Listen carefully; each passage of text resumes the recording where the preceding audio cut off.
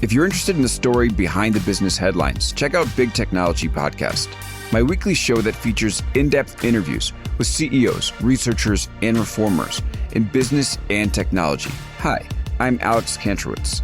I'm a longtime journalist, CNBC contributor, and the host of the show. I empty my Rolodex every Wednesday to bring you awesome episodes, so go check out Big Technology Podcast. It's available on all podcast apps. Would love to have you as a listener. Break language barriers instantly by translating up to 44 languages in real time with the HP AI PC, powered by the Intel Core Ultra processor. With the right tools, work doesn't have to feel like work. Learn more at hp.com/AI PC.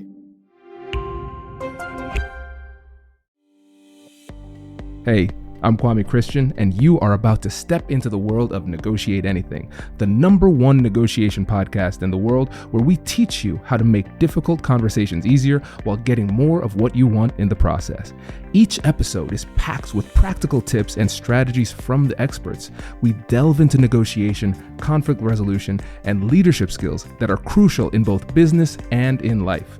Whether you're closing a deal, managing a team, or navigating personal relationships, Negotiate Anything provides you with the tools you need to succeed.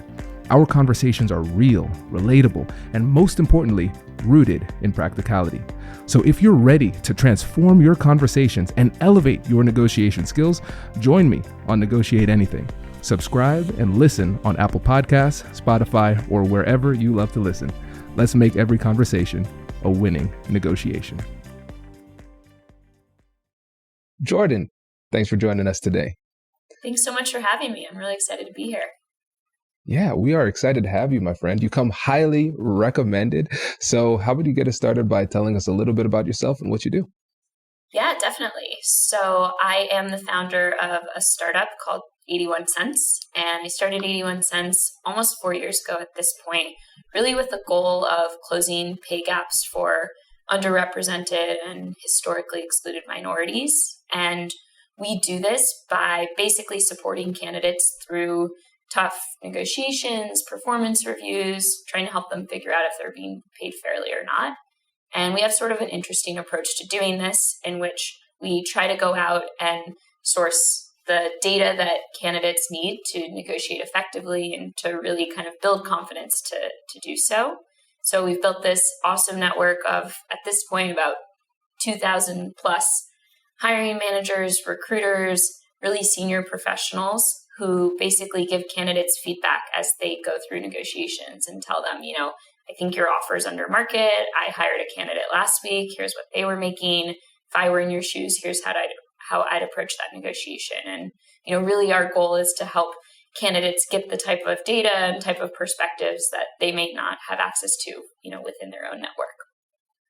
That's great. And for the listeners, I think it would be really fascinating to actually talk a little bit right now about the synergy between data and confidence. And so when you're working with people and you provide them with data, what is the nexus between the data and the confidence? It's a great question. And I have a good story to kind of explain. So I guess, everyone knows that data is important for negotiation, or that's what it seems like. Most people think, okay, I got an offer, it feels lower than I want it to be. I'm going to come up with some data, and that's how I'm going to persuade the hiring manager and recruiter to increase the offer. And that's totally true. But I think people don't always realize how important data is for their own confidence and for, how they really position that ask. So a few years ago, we worked with a candidate named Christine, and she came to us. She was a data scientist, came to us feeling pretty sure that she was being underpaid, and she was frustrated. She'd been doing great work. She'd taken on, more of a management role. She was getting great feedback, hitting all of her, metrics and OKRs and things like that. But her pay hadn't really shifted in a couple of years. And so she came to us feeling a little frustrated, and she was thinking of having a conversation with her manager. So we took her compensation and kind of a description of who she was and her background, and we sent it out to our network of advisors. And for Christine, we got feedback from about 11 different data scientists, hiring managers in her field, recruiters who focus on data science, and all 11 of them said she was being underpaid by about 20%. And they thought that she could easily earn more elsewhere. She'd been doing such great work. One of them even said, like, I'm hiring for roles on my team. I'd love to interview you. I think you'd be an awesome fit. So suddenly Christine went from being a little frustrated and, thinking of having a conversation to pissed. She was now sure she was being underpaid, and that totally transformed the way she thought about what to do next. Within a few days, she had scheduled time to meet with her manager, made a really compelling case for why she was being underpaid using the data that we sourced for her. Her manager, was scared to lose her and was like, I'm going to get this fixed. Give me a few days.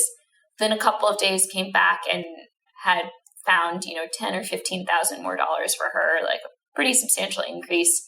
But she knew she was being underpaid by a lot more than that. And so she started reaching out to recruiters and applying for roles. And within a few weeks, had a bunch of interviews lined up, interviewed, got a job, and ended up accepting an offer that put her at $80,000 more than she had been making, and actually a level up. And she was now going to be at her manager's level at a different organization. And so I think that's to me the power of data, is it totally transformed how she thought about herself, how she thought about her market value, and then what she decided to do next. And it's not to say that she couldn't have made a case for more. It sounds like she was doing great work. I think she would have gotten a raise, but that certainty that she was being underpaid and that certainty that she wasn't being fully valued, I think that's, something that really only something like data can show you. What a great example. I got chills as you were saying that. $80,000 on top of her salary, like in addition, that's wild. That's wild. But it also shows a couple of things. First of all, these big companies act broke. And then they magically find money quite frequently, which is interesting. But also it talks, I like the term that you used, which was certainty. Humans psychologically crave certainty, but in this complex and chaotic world, it's so rare that we get it. And when we're thinking about our career, this is something that's important to us. It's important to us not just financially, but in terms of status, in terms of prestige, in terms of feelings of appreciation and acknowledgement. It's really tied to us, not just financially, but also emotionally too. And so there's a lack of certainty that comes with any types of negotiation, because you can control what's in your control, but you can't control their decision making. And so it seems very risky. I have this thing that I care about. I don't want to risk losing it. And what it sounds like is that a major part of the confidence, like you said, comes from certainty. I don't know whether or not I can get more. And now you make it very, very clear. Yes, I am certain I can get a lot more, if not with this particular company, with another company too. Absolutely. Absolutely. And I think, what you were saying kind of reminds me of this idea of, you can either view negotiating through a lens of scarcity of, oh my gosh, if they don't say yes, I don't know what I'll do. Or if I don't get more, I don't know what I'll do. Or, oh my gosh, they probably don't have any more to give me. Or you can view it through, more of a lens of abundance, really. And just Christine, in this example, really believed that she deserved more. And if it wasn't going to come from her current employer, she was certain it was going to come from somewhere else. And I think that confidence really shone through, both in her conversations with her manager and then also in interviews with new potential employers as well. Yeah. Oh, that's great. That is great. And it also gives us an opportunity to segue very smoothly into the concept of this episode, which is negotiation network effects, or network effects in negotiation. And listeners, I want you to know that you are in for a treat, because this is a Jordan Sale special. We are at 500 plus episodes, and I've read a lot of negotiation books, and never have I heard of this concept. So this is really big. So Jordan, please share your thought leadership with us. What are we talking about when we're talking about networking, network effects in negotiation? Definitely. And I appreciate you helping me, brand this concept.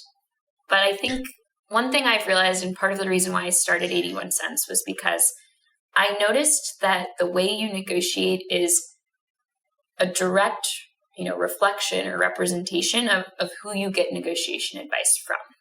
So what I mean by that is, there's so much nuance and specificity that comes into play in negotiations, depending on kind of who you are, what type of roles you're applying for, what type of work you're doing. Nonprofits negotiate really differently than startups, who negotiate really differently than, Fortune 500 or big tech companies. And if you're getting advice from someone who doesn't have experience in the field and function and industry that you're working in, I can almost guarantee you that you are missing a competitive advantage. There is so much power, I think, that comes from really having, domain expertise and really understanding the nuances of kind of the field you're going into, that if you don't talk to people in that field, you're certainly leaving money on the table. So I think a really good example of this comes with thinking about early stage startups. One of the most common types of compensation you'll get in an early stage startup is stock or equity. And this is not compensation that you'll get necessarily if you work at a nonprofit. You probably won't get it if you work at a Fortune 500 company, maybe. And if you work at a larger tech company, you'll probably get it, but it'll look really different and it will have really different implications for your compensation. So as I thought, as I went into my first role at an early stage startup, I talked to the best people, in my life for negotiating advice. And those were, my parents, an uncle, some previous business mentors. And unfortunately, none of them really had startup experience. And so while they gave me really excellent advice, they helped me build up my confidence. They helped me make a case. They helped me not second guess myself and kind of move through some of my imposter syndrome. None of them understood sort of the nuts and bolts of what early stage startup equity meant. And so as a result, I didn't ask for it. And I didn't know that I should ask for it, that I should understand it, that I should, figure out what it meant. And so that was kind of one of my key learnings behind starting 81 Cents, is that if you're not getting feedback from people who kind of represent the field you're going into or the field you want to go into, you're certainly missing out on an opportunity to negotiate more. And I think that this is a problem that, I think it affects everyone, but I think it especially impacts underrepresented candidates who may not have really substantial networks in the fields that they're going into. Absolutely. Yeah. And tell me what you think about this little analysis here. When I think about culture, we have a negotiation expert on our team who does trainings, Mark Davis, and the way he defines culture is really interesting. He says it's a simple way to think about it is just the way we do things. That is your culture. And you can think about it as a macro sense, country to country, those type of things. But on a more micro sense, even within a company, there are different departments with different cultures.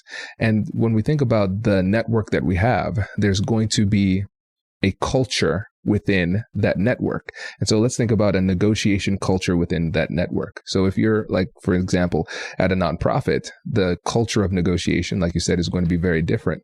But if you're a minority and you're a first generation college student, something like that, your culture of negotiation is going to be very different. So if you come from a life of privilege, you are expected to do very well. Your family has a certain expectation for how much revenue you're supposed to bring in.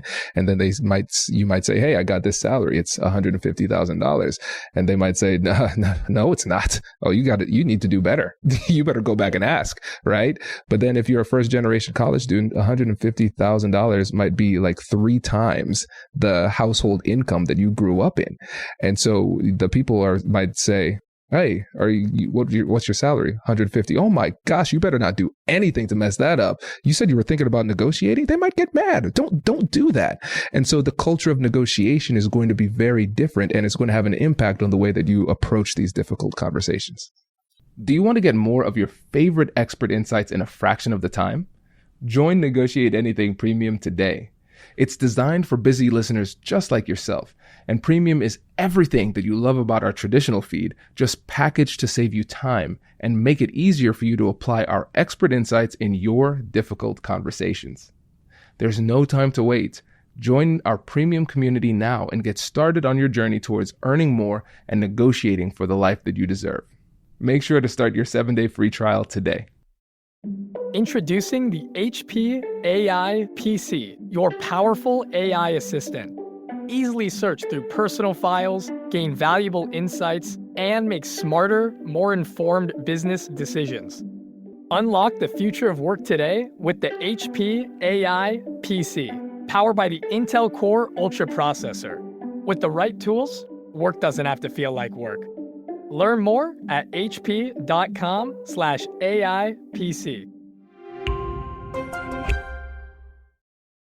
You're totally right. And I've heard so many stories from candidates of kind of those cultural differences showing up for them. You know, some candidates saying, yeah, I told my parents what I was being offered and their jaw dropped because it was 2 times as much as they ever earned. And so when I told them I wanted to negotiate, they said, you better be careful. You don't want that taken away from you.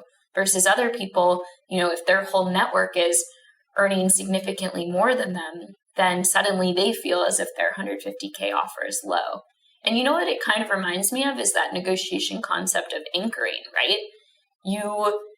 Whoever your models are, whatever numbers you see, that's going to kind of inform how you are responding to something. So if your anchors, so to speak, are lower pay or a certain type of compensation, then that's what you're going to be focused on. Versus if your anchors are higher or even just like representative of the type of compensation in that field or at that company or in that industry, then that's how you're going to think, you know, interpret the offer. Oh, this is great. And yes, I love the concept of anchoring. That was one of my favorite episodes in 2017 that we did, just a full breakdown of the psychology of anchoring. And now that you break it down in that way, it's getting really interesting because it's like a meta anchoring, right? The anchor behind the anchor, right? So coming into a negotiation, the anchor is the aggressive request that we make at the beginning, understanding that the other side might negotiate it down. But then we have to think about the anchor that is already in our own minds that informs the anchor that we decide to make or not make, right? Which is really interesting. Right. How are we anchoring ourselves, or how is the way we grew up anchoring us before we even start interviewing for a job or start talking numbers? Yeah, this is great. This is great. Now, let's say this. So we know one path to get this, and people should take advantage of that. There's a link in the description. 81 cents essentially provides you with that network that you need to gather the data. Now, if people, let's say they don't have time or whatever it happens to be, they might say, how do I create these networking effects in my negotiations just organically by myself? What advice would you give? How do they start? Totally. And, you know, the process we run at 81 cents, the reason why there's demand for our work is because people either don't have the network or they don't want to go out and ask their network, because it's really uncomfortable to talk about money, especially if you decide to pursue a network that looks a little bit different than your kind of core inner circle. But at the end of the day, you know, a lot of us do have access to people who are kind of representative of the right people to be talking to. And so if you're a totally extroverted person and that feels comfortable for you, by all means, go out and try to build your own network or kind of harvest it in that way. And so what I would say in terms of how to do it is, one, think about who the hiring manager is, or if you haven't started negotiating yet, think about the kinds of hiring managers you might be interviewing with. What sort of positions are these people in? What sort of work have they been doing? Are there people in your network who are kind of similar to these hiring managers? Can you go out and build relationships with those people? Even if you're not necessarily applying to their company, you know, let's say you're an engineer and you'll be negotiating with an engineering manager. Can you talk to a few engineering managers in your network and try to understand kind of how they think about hiring, what they're looking for, and then also how they think about compensation of the people on their team? That's one thing that can be really helpful. Another consideration is kind of think about what your network looks like. And I really do mean this in terms of age, gender, and race.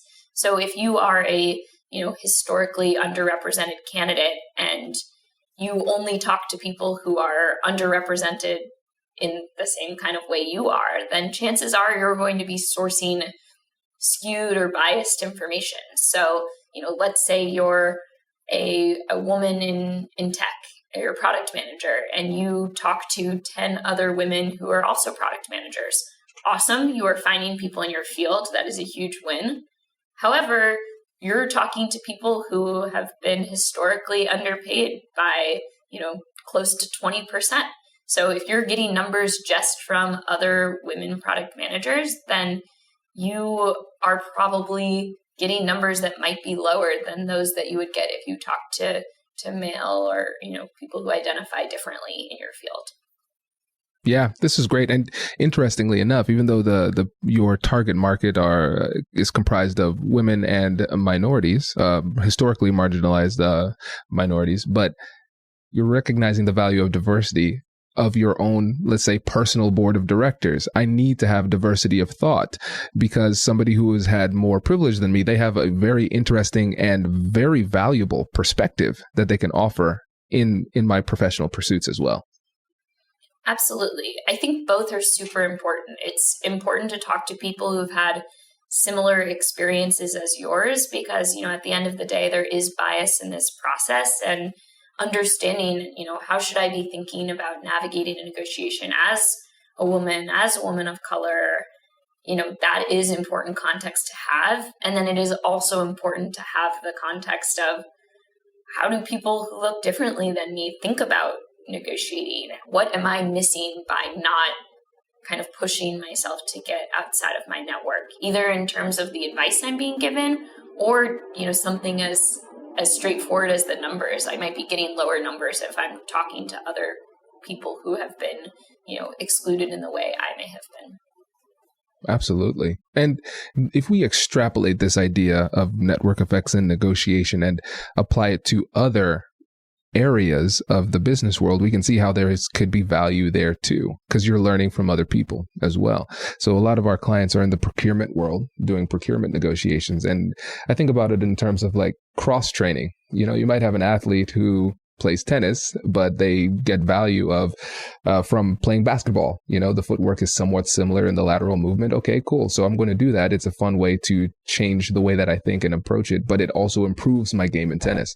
And so when it comes to the negotiation trainings that we've done, it's been cool to see how some strategies from different fields, different industries can be applied to new industries to create new creative and innovative negotiation strategies too. So it sounds like this same concept would be really valuable in other fields, so you can also get the benefit and improve your negotiation process and as you learn from other people.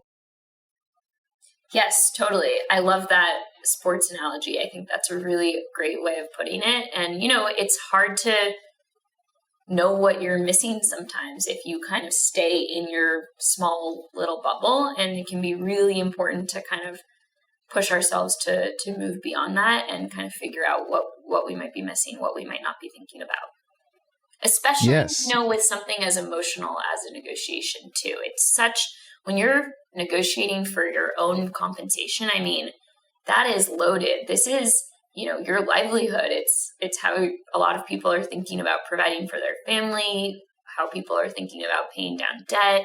There's a lot of us tie our identity and our sense of value in ourselves to what we're paid, which is, a whole other topic we could get into. But having people who are not in that with you in the same way and who may really not be as emotionally invested in you, I think can be really helpful for kind of bringing in a different sense of perspective and for just being a little bit more rational. Absolutely. Absolutely. And that ties really well with the going back to what we discussed with confidence too, right? And I think we glossed over it as if it was understood. But for the listeners, again, I think it's important to revisit this. Understanding the value of confidence. Why is that a necessary part of the equation?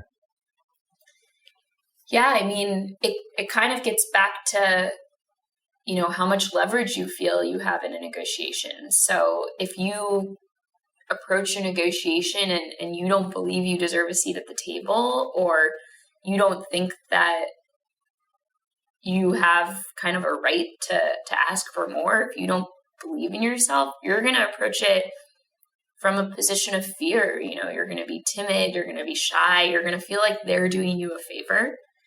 However, if you have a really strong sense of self, if you're really solid in who you are and believe in your value and what you bring to the table, you're just going to approach it really differently. It's not going to become something where you feel like you're begging them to give you more money or to give you that job. You're going to believe that you have a lot to bring to the table and they'd be lucky to have you. And that just really is going to change the way you ask, the way you think about asking, even the way you interview, right? If you understand your worth and your value, you're going to talk about yourself differently. And it's just going to kind of transform the whole process and the outcomes you see. And, building confidence, it's one of those intangibles that it's just really hard to do because it gets really personal. It gets to, what messages were you taught about yourself as a kid? What did society teach you and tell you? And what have your past experiences been? And, unfortunately, I think when negotiation is one of the places where being confident pays off the most, but being confident isn't necessarily something you can do overnight. There are quick fixes, but they're Band-Aids, And so I think probably one of the best things you could do to become a great negotiator would be to spend a year of your life just trying to be more confident. I think that will ultimately, pay dividends, like literal financial dividends, if you can spend the time kind of like working on yourself. And that doesn't necessarily even need to involve thinking about dollars or data or money or anything like that. It's really just, do you feel good in who you are? And do you believe in what you have to bring to the table? Absolutely. And one of the things that helps people to feel more confident is knowing what to say. And you were telling me about a really cool program that you and your team have created, the Script Builder. Can you tell us about that too? Yes, definitely. So, one of the things I think that can help with confidence, kind of apart from that inner work I mentioned, is just preparing, giving yourself the time to sit down and think through how you want the negotiation to go, giving yourself the time to talk to people in your network, not rushing this. And I know that can be tough to do when a company says, hey, we need to hear from you by end of day tomorrow, or we're going to take the offer away, or whatever it is. But really giving yourself that time to work on it and prepare can be really helpful. To the point of preparation, I think one of the most tactical things I recommend that I see make the most difference for candidates who are negotiating is building a script for themselves. Basically thinking about, how do you want to position the ask? What are you going to ask for? And then what are you going to say if they push back? Or, what are your worst fears about what the hiring manager or recruiter might say to you? And how are you going to respond if they say, we don't think you deserve more money, or why should we pay you more? Or, this is as good as the offer gets. Whatever you stay up late at night about worrying about, like kind of outlining your answers to those. And, as much, I spent like 3 years telling people to write scripts, and very often people wouldn't do it. And to me, it's just so obvious that it's helpful, but it can often be hard to get started on these things, even if we know that they're good for us. And so we basically built a tool to help candidates write the first draft of their negotiation script.